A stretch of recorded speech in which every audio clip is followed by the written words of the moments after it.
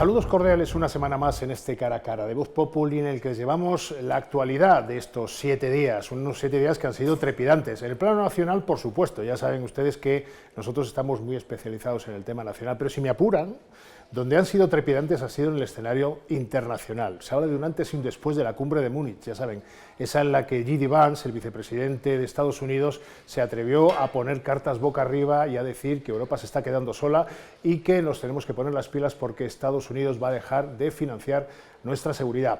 Es esta semana también en la que Donald Trump, el recién elegido presidente de Estados Unidos, que ya está en la Casa Blanca, ha llamado dictador a Zelensky, al presidente de Ucrania, con gran conmoción en Europa, gran conmoción en Ucrania y gran regocijo, intuyo, en Moscú.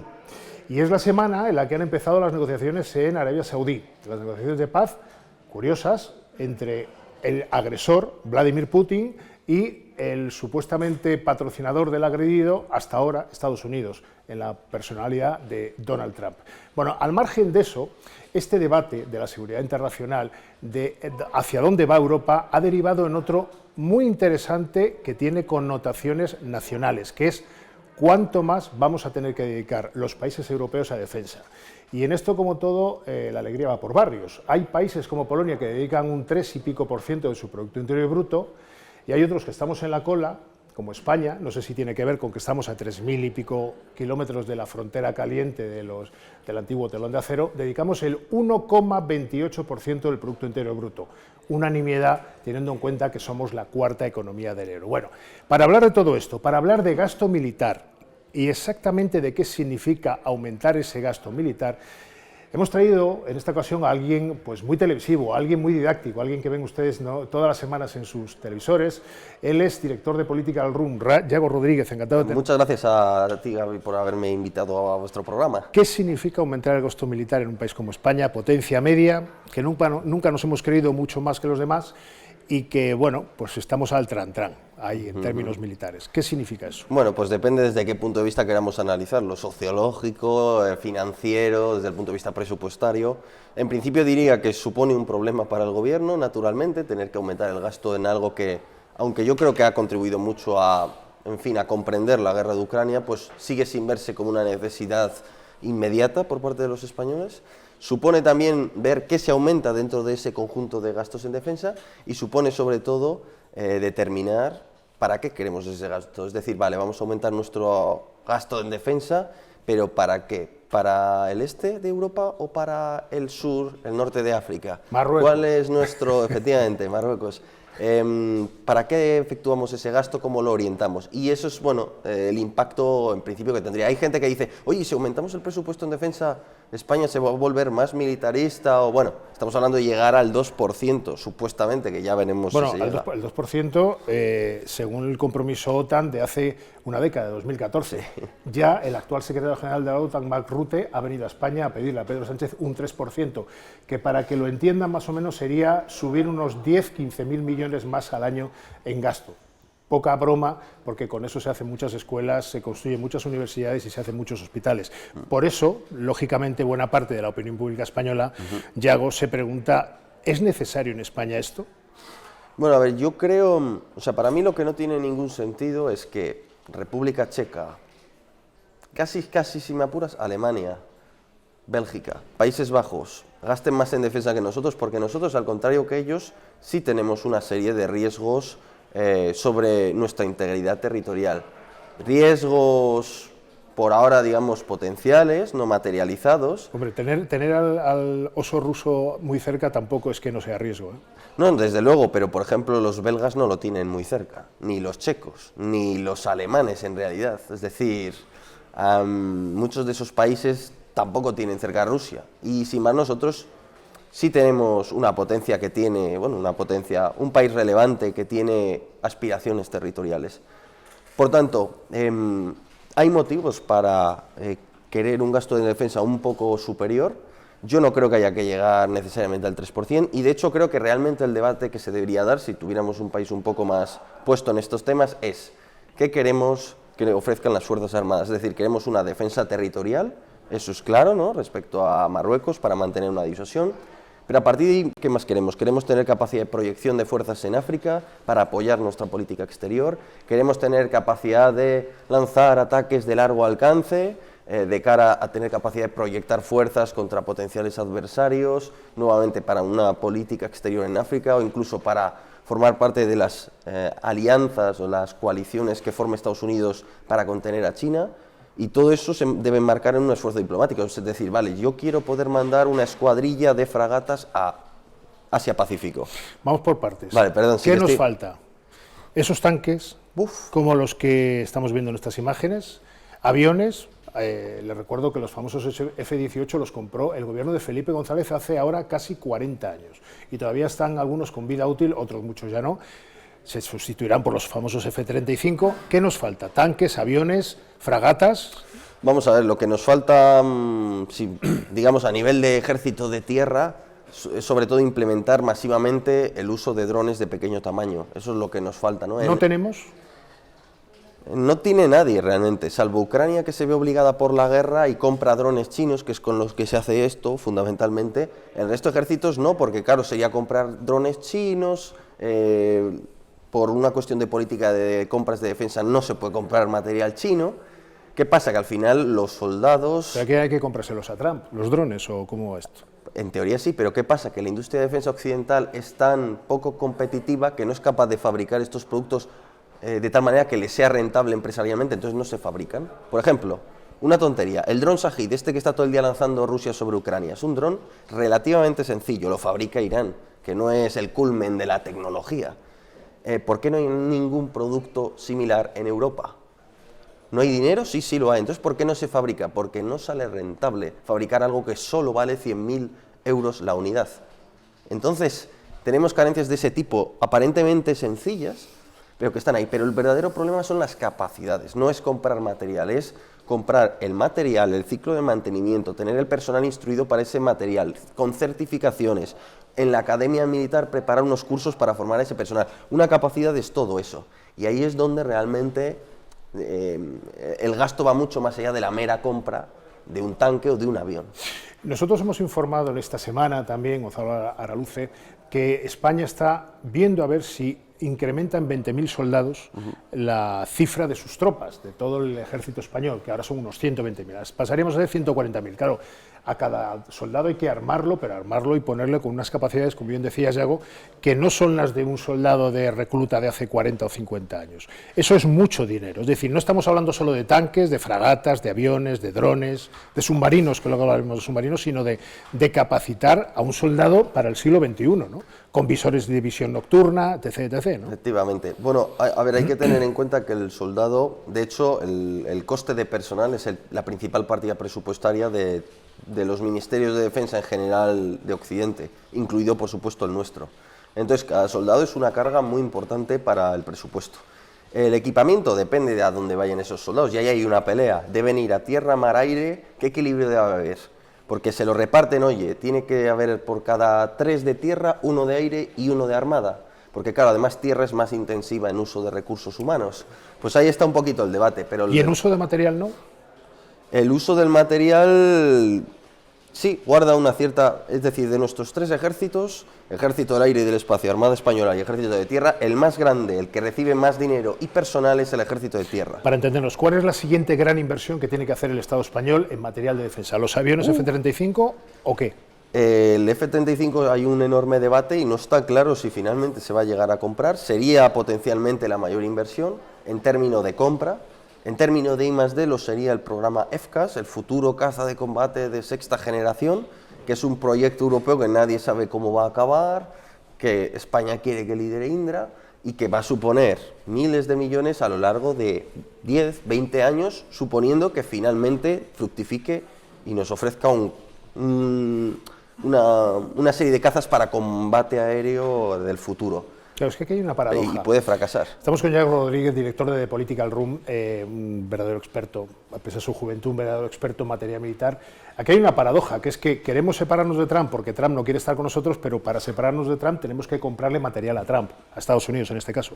Claro, es que eso es una paradoja insalvable. Es muy complicado porque tendría que haber un esfuerzo industrial europeo tremendo. No lo hay ahora. Hay un esfuerzo importante, pero el problema es que al final dices, venga, vamos a hacer un caza todos juntos, perfecto. ¿Quién pone el sistema de las bengalas que lanzas para desviar un misil enemigo? ¿Quién idea los softwares para que todos los drones se interconecten entre sí, compartan información? Las alas, ¿quién tiene la patente de cómo se fabrica una ala flexible que permita que el dron maniobre mucho? Los motores.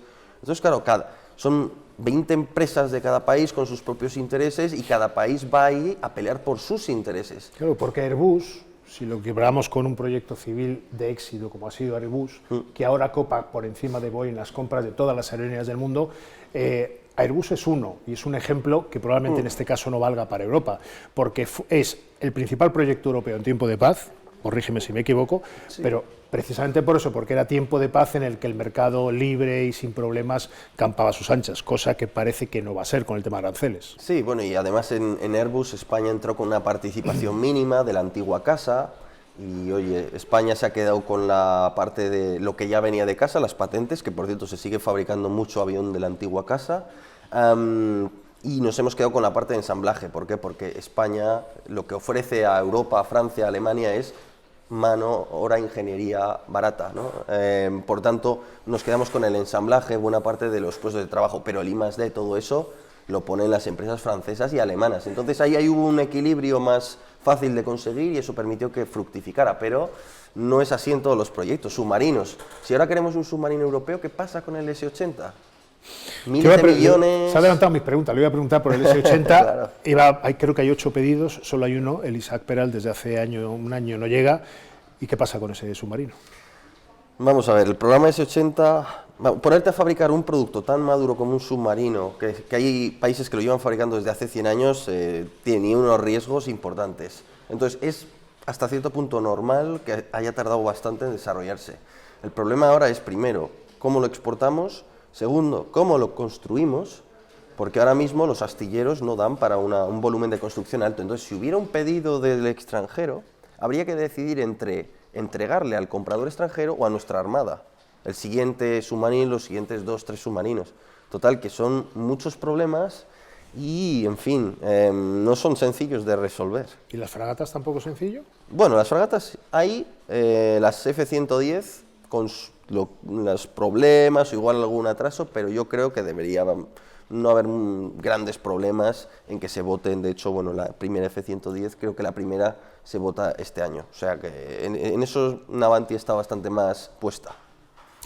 El mercado de la muerte, vamos a decirlo así, sin ponerle vendas al asunto, es un mercado que ha florecido a raíz... Sí, es un mercado de la muerte. Bueno. Sí, es el mercado de la muerte. Claro, Yago Rodríguez no le gusta utilizar esa expresión, pero tiene un punto. No hablo de la seguridad de cada país, que es lógico que como país, España y todos los países europeos, también Estados Unidos, se protejan, pero sí es cierto que esto florece cada vez que hay guerra. Es decir, cada vez que hay guerra, en la bolsa, tú solo tienes que ver la bolsa como ha subido esta semana todas las industrias del Bueno, a veces no te creas, ¿eh? Bueno, es más la amenaza de guerra que la guerra en sí. Bueno, la guerra consume cosas baratas y fáciles de fabricar, mientras que la paz permite fabricar cosas muy caras de mucho I+D que luego tienen la utilidad que tienen. Todo esto acabará, todo este boom, vamos a decir así, nunca mejor dicho, acabará con la paz en Ucrania, cuando Zelensky y Putin firmen la paz, ¿o no? ¿Cómo lo ves? Pues lo primero, ojalá que sí. Obviamente Trump, por zigzagueante que a veces parezca, pues está logrando abrir un poco el melón de que los rusos realmente tengan interés en negociar, ya que allí se haya producido una reunión entre el Ministerio de Exteriores de Estados Unidos y el Ministerio de Exteriores de Rusia, pues supone que ya están bastante avanzadas las conversaciones, por tanto solo queda el último paso, que es que den su placet los líderes políticos, ¿no? Putin y Donald Trump. Eso sería un punto culminante para la negociación, aunque si después de eso no se alcanza una paz, indicaría que no hay voluntad probablemente de alcanzarla, posiblemente más por la parte rusa. Trump ve esta guerra como un negocio, nos lo ha demostrado claramente a lo largo de esta semana, por si no lo teníamos ya suficientemente claro con sus palabras de los meses anteriores. ¿Hasta qué punto Ucrania ha sido un negocio para tanta gente? Se habla de $500 millones de euros invertidos en armas o gastados en armas, ¿no? Sí. De las dos partes, tanto de Rusia como de de Ucrania en este caso, ¿no? Sí. O sea, un gasto, un desangramiento tremendo de sus economías respectivas, porque tampoco Rusia está muy boyante, ¿no? No, efectivamente. Bueno, y al final, como tú has dicho, pues en unos sitios llueve y en otros no tanto, y por tanto depende si te cae, si tienes lo que los economistas llaman un mirlo blanco, ¿no? Al final que te caiga del cielo pues un contrato, una gran oportunidad económica, ¿no? Entonces, obviamente, debido al aumento del gasto de defensa, por ejemplo, en el caso de Rusia, incluso debido a las oportunidades de ascenso socioeconómicos que produce la guerra, porque los rusos, para alentar el reclutamiento voluntario, aumentan mucho la paga del soldado ruso, de tal manera que está mejor pagado que nunca en los últimos 100 años.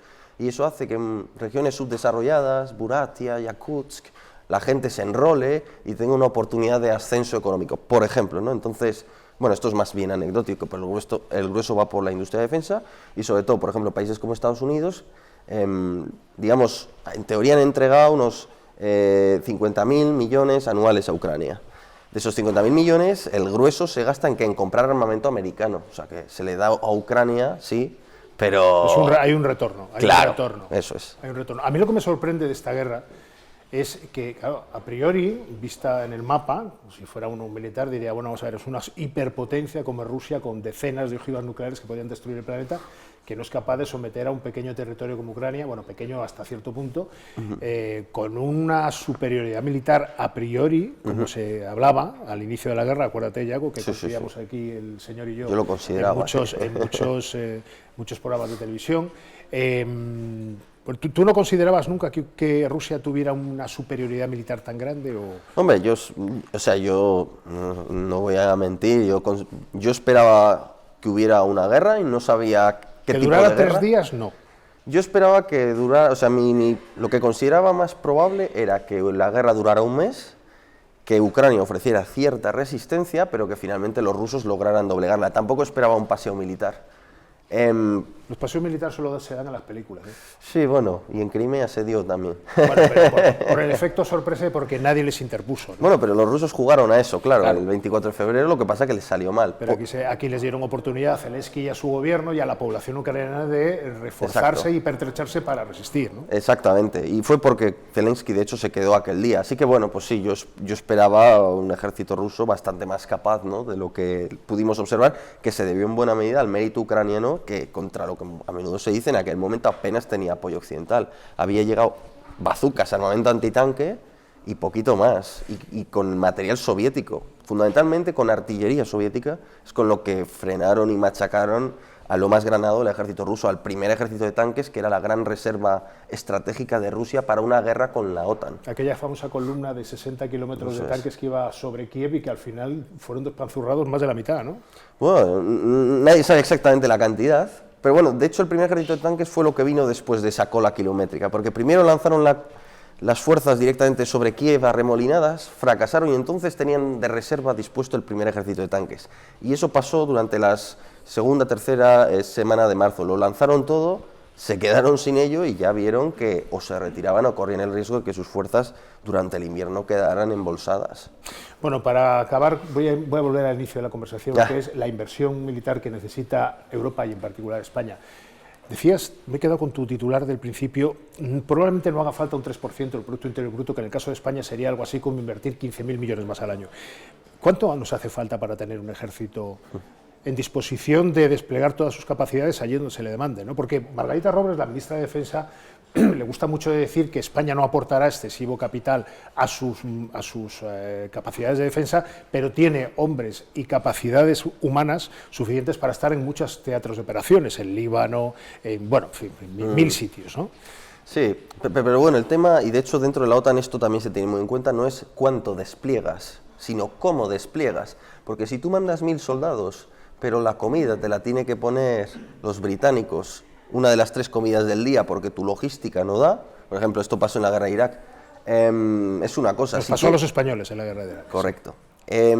Si tú mandas 1000 soldados, pero dices, política de 0 bajas, yo mando 1000 soldados, pero mis soldados, protección de convoyes, protección de la base, sí, y nada de ir por ahí. No hay ningún presidente que quiera ver venir bolsas de cadáveres a Torrejón, es evidente. Efectivamente, pero luego los daneses te dicen, no, yo mando una compañía, mando mucho menos que España, pero mi compañía lanza operaciones de combate, hace lo que tenga que hacer.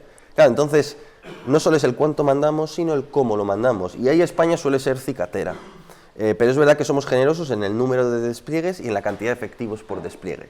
Y son fuerzas mucho más interesantes que, no sé, un batallón indio o pakistaní, que no equivale a un batallón español. Porque o coreano, en el caso de los rusos. O norcoreano, bueno, eso ya es otra historia. Pero vamos, sí. Bueno, Yago, ha sido un placer tenerte aquí de nuevo en esta que es tu casa, y me imagino que cuando acabe la guerra y hablemos en serio de cuánto dinero más va a tener que poner España, el gobierno español y todos los gobiernos europeos, pues habrá ocasiones de más para que vengas a ilustrarnos con tu saber. Yo encantado, muchísimas gracias, Gabri. Gracias. Y a todos ustedes, pues nada, ya les emplazo la próxima semana, que seguro que hay temas de actualidad, supongo un poco más de interior, menos Ucrania y más de aquí, del fiscal general y de todo eso que le rodea, Ábalos, Koldos, etcétera, etcétera. Hasta entonces, muchas gracias.